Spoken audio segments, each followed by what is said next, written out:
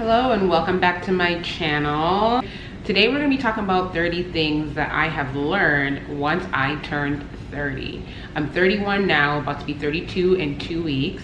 Shout out to my Aquarius gang. I love when I get to find other Aquariuses, and not a lot of people are born in the month of February, also a short month. So I made a list of things that I think stood out for me in my 30s when I turned 30. 30 has been a very pivotal, crucial, intentional, challenging, fulfilling journey.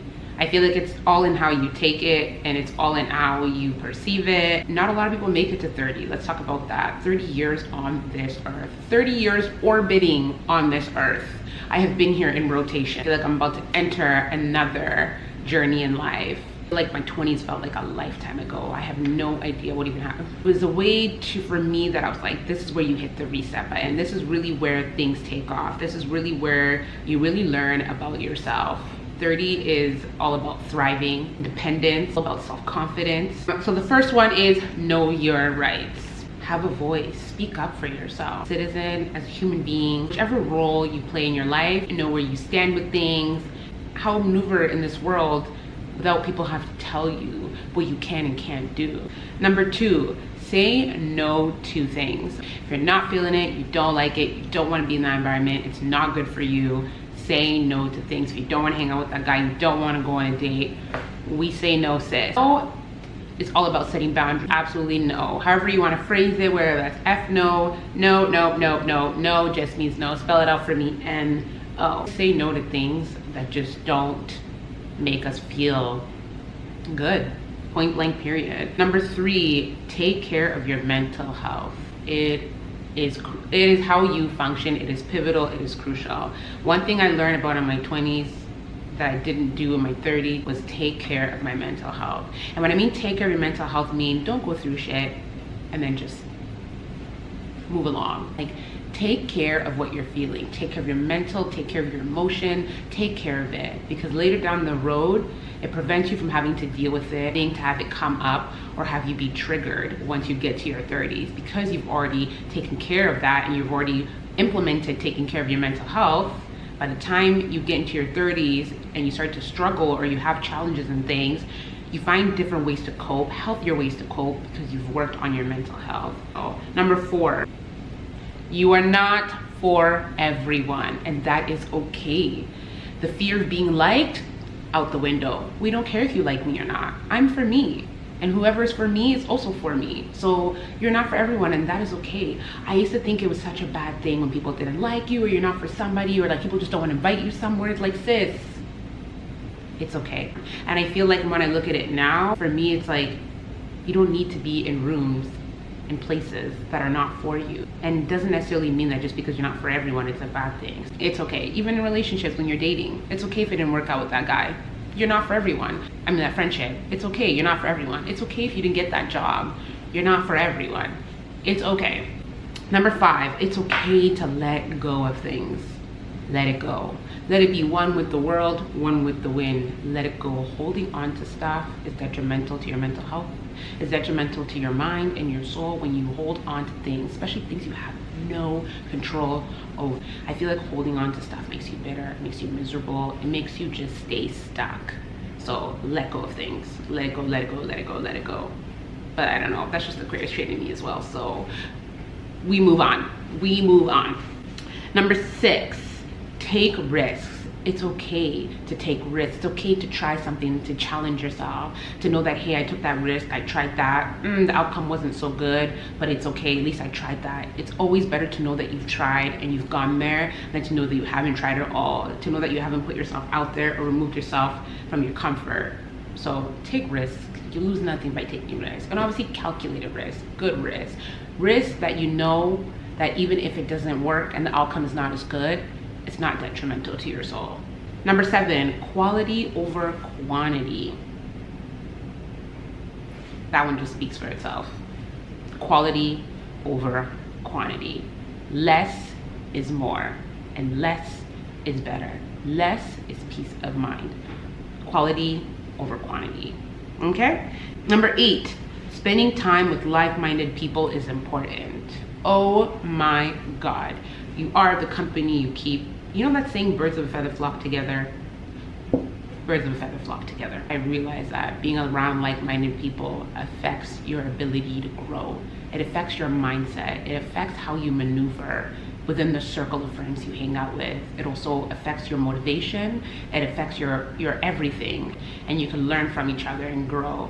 So it's important to be around like-minded people. Listen, like I said, quality over quantity. Number 9, your goals and dreams won't happen unless you do. So get moving. You want that goal, you want that dream, you want that car, you want that bag, you want that house, you want that job, whatever it is that you desire and you want, your dreams and goals won't happen unless you do. You're the only person that's in the way of your goals and dreams. So show up for yourself, be consistent. Number 10, learn yourself. I cannot stress this. Learn how to be by yourself. Learn how to love yourself.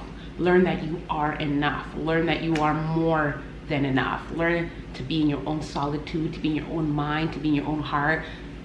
Wherever that looks like for you, learning yourself is the key, in my opinion, to how you're gonna function in life and in this world. If you don't know yourself, you'll always be lost.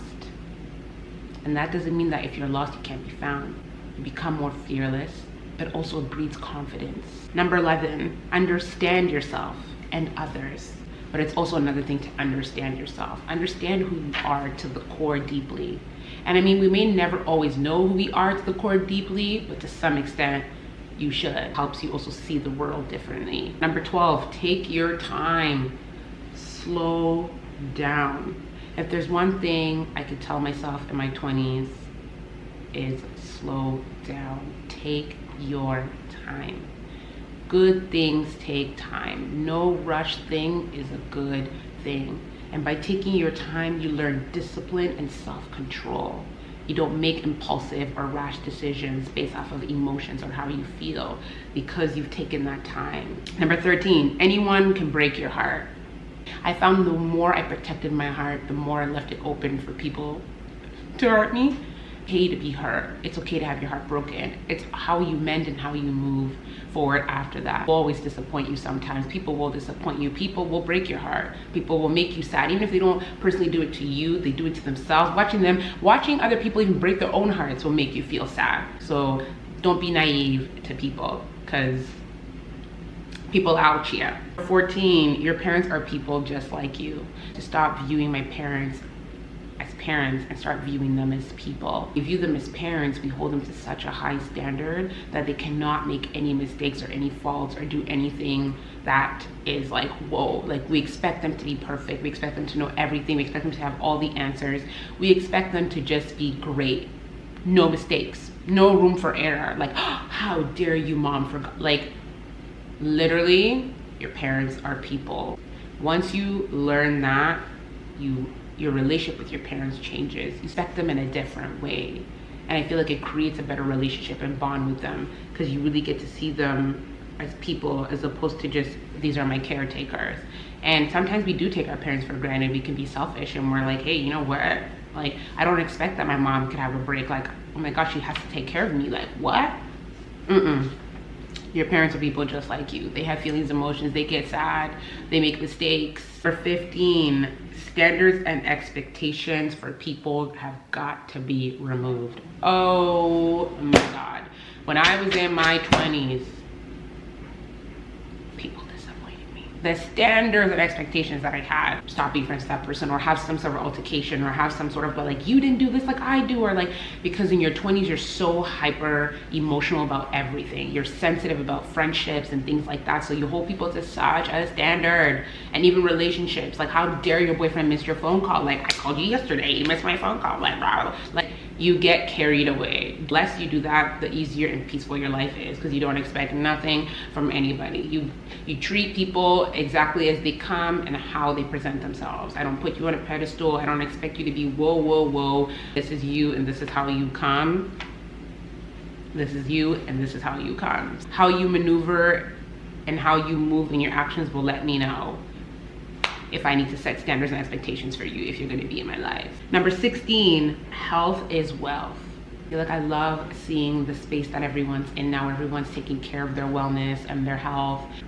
And that's just how you stay healthy mentally, spiritually, emotionally, just taking care of your health from inside and out. Number 17, boundaries. Boundaries is your peace of mind. Have boundaries. And if people don't like your boundaries, they are not meant for you. Let them go. Like we said, let go of things. I will never, ever have to explain my boundaries to you. I will not ask you more than once to respect my boundaries. Direction. It's not a suggestive. I'm not suggesting. I am telling you that these are my boundaries. Okay? Number 18, therapy. Therapy is amazing, especially in African culture and just culture in general. People think that therapy is when you're weak and broken and when you're at wit's ends. Like, therapy doesn't even have to be that. Therapy is good for just general life. It's about if you want to grow, show up for yourself, learn about yourself, know others, what ticks you, what triggers you, what doesn't. What therapy is about showing up in the world in a way that allows you to function and that allows you to be a good person, because you're working through things to help yourself so you can show up in society. So therapy is deeper than what it is. Therapy can also be when you're in a good place and you're happy. It's just to have somebody to check in with, to be consistent, to set up goals, to set up mental health things. If you're good and you're healthy, therapy is still good. It's good to talk to someone. Dumping all your trauma on your friends and talking to them for 3 hours, I just feel like it's so unfair and not ideal. Like, that your friends, yes, can support you and be there for you to a certain extent, but you cannot trauma dump on other people. Please talk to somebody. You're never too good for therapy. Do not, ruin people's lives because you haven't been taking care of yourself. So I'm very big on therapy. I support it. I encourage it. I'm an advocate for it. So therapy, please take care of yourself. Number 19, say sorry and take accountability. Damn. I feel like the word accountability, some people just don't know that. I mean, accountability from others and even accountability for yourself. Take accountability for the way that you also speak and address and talk to people. Take accountability. Say sorry. It doesn't hurt to say sorry and actually mean it. It's never that serious. It's never that serious. 20, be a leader. Be a leader, not a follower. Everyone out here looks the same, dresses the same. We all talk, like, the world has lost its individuality. Like, what happened to people's individuality? What happened to just being yourself? Where has that gone? March to the beat of your own drum. Set that tone for yourself. So important. Being a leader and not a follower. Essential. Essential in your 30s. Make your own lane and ride in it. Skirt, skirt. 21, spend money on people and experiences, not things. That is one thing that my 30s has taught me. Spending money on experiences have been so good. I find them to be more memorable. You remember everything. You get so much joy out of spending time with people that you care about and love. I was going out last summer, the summer before. I had the best summer of my life, and I was like, why did I have such a good summer? And I realized I had such a good summer because of all the experiences I was having. I was spending my money on experiences. It was rewarding. I was seeing where my money was going versus, like, I bought a bag and I'm like, and don't get me wrong, I love me a bag. I will buy me a bag. However, that's not where my mindset is at. It's more fruitful. Number 22, financial freedom. Work towards your financial freedom. That way you can be comfortable, you can live the life you want to live, especially in your 30s. Your experiences start to grow, they get different and bigger. It costs you a little more to have these experiences. So work on your financial freedom so you can be free to do the things that you want to do. Financial freedom is attainable. Making more money or setting your career or whichever that may be. And if you're not, that's okay too. You can work to get there. But your 30s is all about financial freedom. And 23, communication. Communication is essential. Communication is key. If I can't communicate with you, if I can't have a conversation with you, if I can't tell you how I'm feeling without having it to be some sort of, I'm out. Respectfully, I will tap out. We're not fighting with people. I'm not fighting with you. I'm not. If I can't talk to you, we're finished. That's it. Next.